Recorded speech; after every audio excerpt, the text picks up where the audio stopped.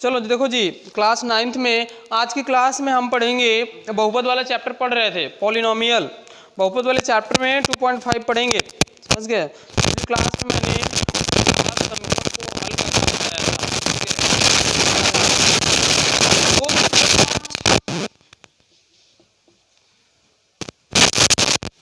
पहला सवाल देखो, पहला सवाल करने से पहले बता देता हूँ, समझ गए। कुछ और समीकरण महत्वपूर्ण सर समीकाएं, महत्वपूर्ण सर समीकाएं, कुछ सर समीका जान लो, इसके बाद सवाल को हम लगाएंगे, समझ गए। सर समीका किसे कहते हैं, समीकरण किसे कहते हैं, ये तो बता चुका हूं ना, बता सकते हो कि नहीं, बता सकते हो ना।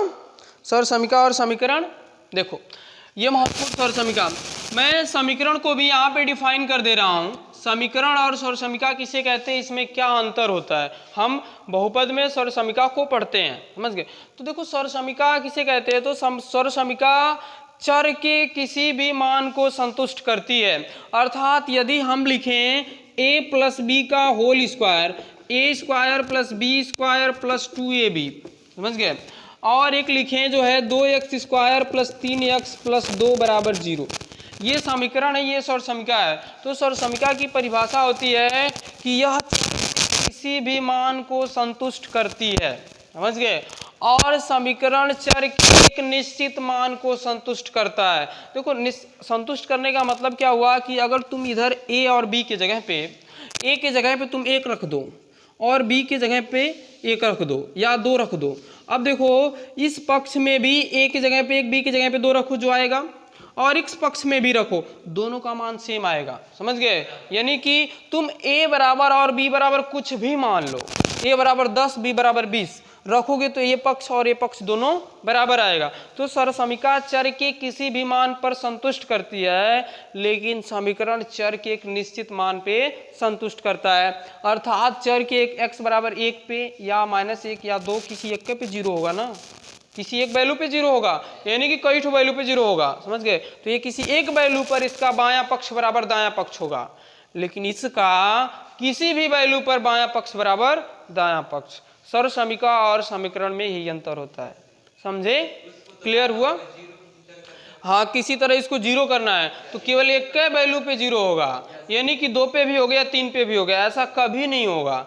लेकिन इसमें a बराबर 1 b बराबर 2 रखो, इधर वाला निकाल दो और इधर भी, जैसे देखो मैं यहाँ पे निकाल दे रहा हूँ, a बराबर 1 b बराबर 2, तो 1 धन 2 का होल स्क्वायर, तो क्या हो जाएगा जी, 2 1 3 का होल स्क्वायर हो जाएगा, यानी 9 आ गया, आगे कि नहीं। अब यहाँ पे भी a बराबर 1 रख दो और b बराबर क्या जी 2 रख दो, और प्लस 2 गुणे a का मान 1 b का मान 2, तो 1 हो गया, ये 4 हो गया और ये 4 हो गया, 9 आया कि नहीं। देखो 4 4 8 1 9, ये भी 9 आया, ये भी 9 आया, आया कि नहीं।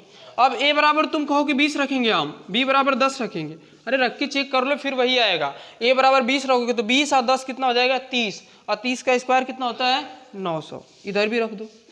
a बराबर 20 रखोगे तो 20 का स्क्वायर कितना होता है, b बराबर 10 रखोगे तो 10 का स्क्वायर कितना होता है 100, और 2ab यानी कि 2 गुणे 20 गुणे 10, तो कितना आ जाएगा 400, 100, 20 दूना 40 और 40 दाम में आया कि नहीं 900। तो समझ में आया कि नहीं सर समीकरण और समीकरण में डिफरेंस क्या होता है, समझ गए। कोई पूछेगा तो बता सकते हो ना। तो सर समीकरण और समीकरण में यही डिफरेंस होता है। समीकरण हम पढ़ेंगे लेकिन आगे चल के पढ़ेंगे, अगला चैप्टर है 2 चर राशि का रैखिक समीकरण, लेकिन अभी किसकी बात करेंगे, सर समीका की। चलो सर समीका की बात करते हैं। क्लियर हो गया ना जी। हाँ, कभी पूछेंगे तो बताना पड़ेगा। सर समीका और समीकरण में अंतर क्या होता है,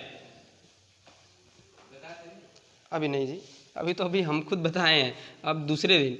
a प्लस बी का whole square, A square plus B square plus 2ab, a minus B का whole square, A square plus B square minus 2ab, a minus B का whole cube, a cube minus B cube minus 3ab कोष्टक में a minus B, a plus B का whole cube, a cube plus B cube plus 3ab कोष्टक में a plus B, a cube minus B cube बराबर a minus B एक कोष्टक में, दूसरे कोष्टक में a square plus B square plus ab, a cube plus B cube बराबर एक कोष्टक में a प्लस बी, दूसरे कोष्टक में a square plus B square minus ab। समझ गए? किसका? हाँ इसका हाँ A square plus B square बता रहे हैं। A square plus B square पूछा है तो बस कुछ नहीं करना है, जिसको पक्षांतर नहीं कर सकते। ए स्क्वायर प्लस बी स्क्वायर बराबर ए प्लस बी का होल स्क्वायर माइनस 2ab, इसी को पक्षांतर कर देना। ए स्क्वायर प्लस बी स्क्वायर है इधर ही आ जाएगा तो माइनस हो जाएगा, हो गया ए स्क्वायर प्लस बी स्क्वायर। वो बहुत फार्मूला हाँ A square plus B square बराबर होगा ए प्लस बी का होल स्क्वायर माइनस 2ab। देखो जितना लिखे हैं ना बहुत फार्मूला बनेगा, सब पक्षांतर इधर उधर करके, तो मेन फार्मूला लिखा जाता है और ये सब नहीं लिखा जाता जो पक्षांतर करने वाला। हाँ है देखो ये हो गया ए क्यूब प्लस बी क्यूब। और कुछ फार्मूले यहाँ पे, सातवां ए स्क्वायर माइनस बी स्क्वायर, एक कोष्टक में ए प्लस बी ए माइनस बी। एक अगला फार्मूला सातवां था, आठवां कौन होता है बताओ? हाँ? हाँ अच्छा हाँ ये होता है, इसको लिखेंगे अभी आगे चल के। आगे देखो a plus B plus C का whole square, A square plus B square plus C square plus 2ab plus 2bc plus 2ca। समझ गए? हाँ या AC या 2CA जो भी करना चाहो तुम कर सकते हो गया। एक और अगली जो है नौवां, देखो ये बहुत महत्वपूर्ण है, अभी लगाएंगे x plus A X plus B, X plus A X plus B बराबर क्या होगा? तो X square plus A plus B into X plus A B. समझ गए क्या होगा? X square plus A plus B X plus A B. हाँ तो गुणा करके लिखो, ऐसे लिखो, दोनों की बात। ये देखो कैसे होगा? तो x प्लस 4 और x प्लस 3 आ गया। अब इसको इसी फार्मूले पे लगाएंगे, x प्लस 4 x प्लस 3 आएगा तो इसी फार्मूले पे बस रख दो। a का मान क्या है जी? 4 है और b का मान क्या है? 3 है, तो बस जहाँ जहाँ a है वहाँ पे 4, जहाँ जहाँ b है 3, बस रख दो। करोगे भाई करोगे, 3 प्लस 4 7 हो जाएगा तो गुणा क्यों करोगे?